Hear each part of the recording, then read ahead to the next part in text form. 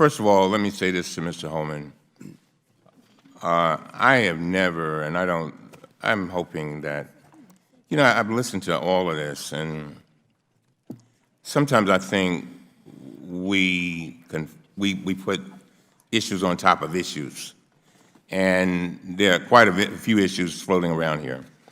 I think all of us appreciate our Border Patrol and those people that work for our federal government, and I want to thank you for being here today. And I can kind of understand why you could get a little bit upset. I got that. But I also say we got to be, we need to concentrate on, and I think it was Ms. Presley that said it, on the living and just not the dead and not just all the problems, but we got to figure out some solutions. And I think you presented some. And Ms. Merkavej, Mr. Holman, 5 times now, has presented 3 things that he thought ought to be done, and that could resolve this problem. But you said something that is really bothering me, and it's going to make me, it makes me think. You said it's not necessarily about the money. It's about a will. So I've got two pieces of that. I want you to talk about what Mr. Holman, a man who has been at his job over 30 years, Mr. Holman? Over 30 years, and who's a dedicated public servant, his recommendations, and then I want you to elaborate a little bit on that issue of it doesn't have to be this way. In other words, just because of money. You go ahead. Keep your voice up, please. Thank you. So in terms of Mr. Holman's recommendations, they will not work. The children and families who I represent are refugees. They are fleeing terrible violence. They are coming to the United States to seek safety. The United States is not the only country in our region that has seen an increase in refugees and asylum seekers. All of the countries surrounding the Northern Triangle, Guatemala, Honduras, and El Salvador, have seen marked increases in the number of asylum seekers coming to their countries. What we need is not to end the Flores Settlement Agreement. What we need is not to change the Trafficking Victims Protection Reauthorization Act. Those are 2 critical pillars that protect immigrant children in federal custody, that limit their time in CBP facilities to 72 hours, and require that children be released to family members after appropriate vetting as quickly as possible. Let me offer you 5 solutions. 1, let independent doctors into these facilities. 2, let public health experts inspect these facilities and give them authorization to order remediations. That is what the plaintiff's counsel in the Flores case sought just 2 weeks ago in federal court. The administration's response to those requests was no. The administration argued, and I quote, that would be a coercive remedy. The 3rd recommendation that I have is to ensure that children are not in CBP custody for any longer than 72 hours. This administration has failed to provide plaintiffs' counsel in Flores with any data about how long children are being held in CBP custody. You have oversight powers on this question. 4th, children should not be separated from their parents. Immigration officers should not be separating children from their mothers, their fathers, their brothers, their grandmothers, absent a reason to believe that there is imminent risk of harm to the child. Now, finally, my 5th recommendation is that we Look at the data and do what works. When families have access to a lawyer, they appear at their immigration court hearings 99% of the time. When families are offered support from a social worker through the ICE Family Case Management Program, they show up for their immigration proceedings 99% of the time. Children and families belong together. They do not belong in detention. They should be released, and they should be free. And doing that would be far less expensive than what we're doing now. The ICE Case Family Management Program costs only $38 a day per family unit. To detain one person in a family detention center, it costs on average $320 per day. To detain a child at Homestead, like the legally blind child I found there in March, it costs the U.S. taxpayers between $750 and $775 a day. That child was detained there about 120 days unnecessarily when he had a father who was desperately trying to get his son back. Let me ask you this then. So we are spending a minimum of $300 a day minimum on these children. Is that what you're telling me? That is the rate that we are paying for one person a day at the family detention centers. And if any of us were given $300 a day to take care of our child, that's quite a bit of money. And you could do all kinds of things. Am I right? That's right. All right, let me go on. Ms. Costello, I want to ask you about DHS's Inspector General's inspections of several immigration detention centers on the southern border. These reports were shocking to the conscience, and I think they will shock any American who takes the time to read them or even to look at the pictures. In May 2019, you issued a report on, quote, dangerous overcrowding and prolonged detention, quote, at a border facility in El Paso, Texas. I understand that your team saw 900 detainees in a facility intended for only about 125. Is that right? Yes, sir. The IG report found that some detained immigrants, quote, had been held in standing room only conditions for days or weeks, end of quote. The report goes on to say, quote, with limited access to showers and clean clothing, detainees were wearing soiled clothing for days or weeks. The report concludes that these conditions presented, quote, an immediate risk to the health and safety not just of the detainees, but also the DHS agents and officers. Ms. Costello, in all your years in government service, have you ever seen any conditions like these? No, I have not, but more importantly, the inspection team that did the work on the ground for me has not, and they've been doing this for years. The reason we issued those management alerts is because they had never seen anything like what they saw in both the El Paso Center we reported on and the facilities in the Rio Grande Valley. And so, but this is not an isolated incident. Just last week, your office issued another report describing, quote, dangerous overcrowding and prolonged detention, end of quote, at 5 different border facilities in Texas. Together, these facilities held over 2,500 young people.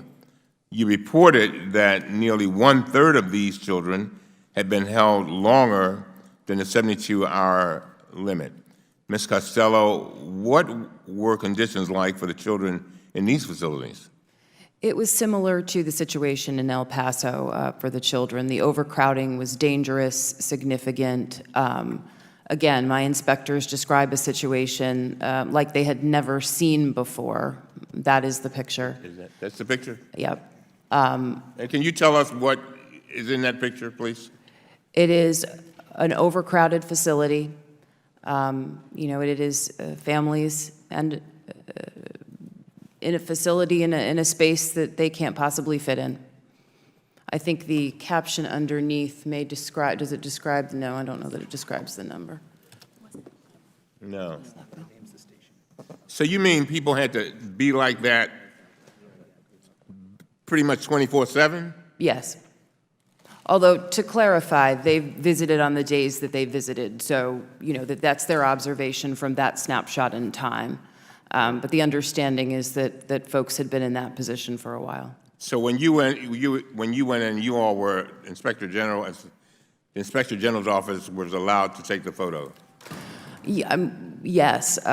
You know, that's part of how we do our work. It's how we collect our evidence. It frankly would never occur to me, sir, not to have our team go in and take pictures. Thank you very much. How long were these children kept in these conditions?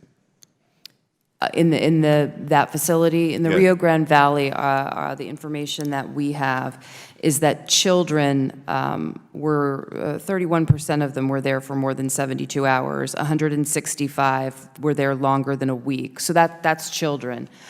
With regard to unaccompanied alien children, we had 50 under the age of 7 who were there for over 2 weeks. Now, where's that picture? Let me ask you this. I just know, I'm just curious. Where are the toilet facilities in this? Do you know? No, I don't actually know. Okay, fine. But children are supposed to have access to toilets in the holding room. Ms. Mukherjee, do you have a comment? Yes, so in facilities like this, and this is knowledge based on interviewing hundreds of immigrant children and families, the toilets are open. There is no privacy to use the toilet. Children try to use those foil wrappers that you see to cover themselves when they're toileting, and this leads to problems. In Clint, we talked to girls who were so embarrassed that boys could see them while they were using the toilet. We talked to a boy who tried not to eat because he was so embarrassed to use the toilet. Every day, these children are being degraded by having no access to any privacy when they're using the toilet. Yes, Ms. Costello. I want to clarify, a member of my team was able to clarify for me. You can't tell from the picture, Yeah. but apparently the toilet is in back of that In back of wall that, right yeah. there? Yes, All yes, right. sir. You can't see that obviously clearly from the picture, I but apparently got you. that's where it's located. Okay. One officer interviewed described the security situation as a, quote, ticking time bomb. Ms. Costello, CBP has detailed standards it is required to follow when detaining these children. Based on your inspections, do you believe that CBP is meeting those standards? Not for every one of the standards, sir. I do want to emphasize that when we visited the facilities, they were well stocked, as I said in my prepared statement, with diapers, juice, snacks, Did they know you were water. coming? No, Okay, go all ahead. of our inspections are unannounced, and that's Okay. really the only way to do it. What they're not meeting standards are on, obviously, the crowding, the prolonged detention, some of the hygiene that the children are supposed to have. But it would be impossible to do so in the conditions that we saw there. It's shocking. Does it shock you that we're spending a minimum of $300 per day? I don't have information that validates that particular number. That's not what I asked you. I know, sir. That's not what I asked you.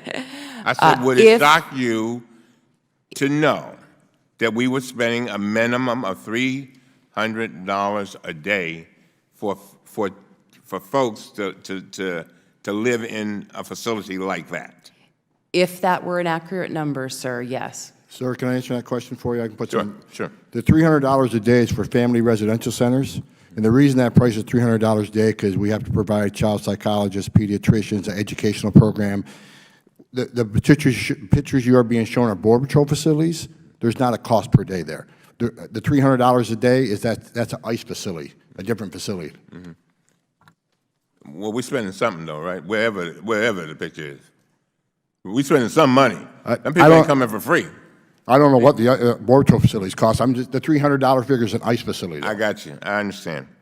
Did you have a comment on that, Ms. Mercury? I wanted to agree with Mr. Homan, that's correct. Wow. Well, thank you very much. So, now, Ms. Costello, you've testified that DHS, quote, has not developed a long-term plan to address the issues within detention centers along the southern border, end of quote, and that the steps DHS has taken to alleviate overcrowding continue, these are your words, to fall short. Is that accurate? You know, I think the efforts to put tents in place and try to create more space to eliminate the overcrowding are first steps. But as I did testify earlier, it's about moving children and families and adults out of these facilities to begin with. The CBP facilities were never intended to house folks for, as many folks on the panel have testified today, for longer than 72 hours. We are currently engaged in efforts to try to identify why they're staying there for longer than 72 hours and to offer some recommendations for things that we can do about that. How soon do you expect those recommendations to be made? We're just getting involved in that work. That's not what I asked you. I know. Okay. But you know, if I promise you a date and then I don't You know I'm going to have you up in here. I know you're going to ask me again, sir. Yes, I certainly will. It will take some time for us to get there. I think we have several lines of work that we're engaged in on all of these issues that have been discussed today. Some of them will be ready this fall. That one, probably not yet. Now, I want you to understand that this is very unusual for us to be here this late on a getaway day. I know, sir. But it's urgent for us. It's a life and death situation. And that's why I'm kind of pressing you a little bit Yes. here. I just want, like somebody said on the other side, we're looking for solutions. And sometimes to get to solutions, you have to have accountability and you have to have pressure. So we want to see something get done as fast as we can. Yes, ma'am. I want to add to the record that CBP has dealt with larger number of apprehensions in the past without causing and creating a health and safety crisis. So if apprehensions continue at the rate that they've been in 2019, without the drop that we saw last month, without the 28% drop from June, 2019 will see no more than 67% of the number of apprehensions that we saw in 1986, in 1998, in 1999, and in 2000. And the Flores Settlement Agreement was reached in 1997. It requires the government to plan for an influx. 2 weeks ago, a federal court recognized that the government has had 22 years to plan for an influx, and the court ordered the government to do so forthwith. So I agree with you, Chairman, about the urgency of the situation and that the administration needs to act now to care for these children and release them promptly. Costello, you're going to get back to me, right? Let me know when you kind of believe you can get that done. Of course we will, sir. I really would appreciate that.